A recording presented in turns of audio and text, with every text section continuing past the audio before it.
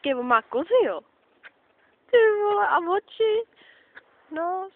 Musíme vyměnit.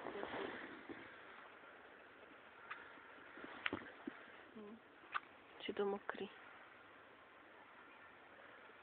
Hořej mu ty kozy. Pozor, rychle. No. Na oči.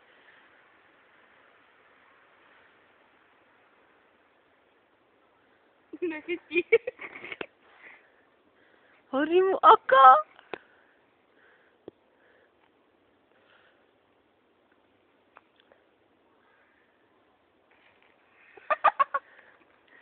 Hele, i koza mu bude hořet. Počkej.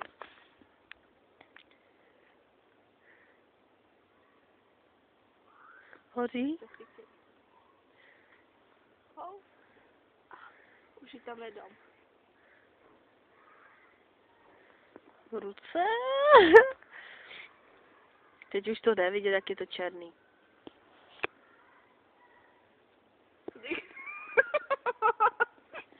Bomba sněhulice. Jsou dobrý kozy, ne? Ještě Pepík mu chybí. No. Jo.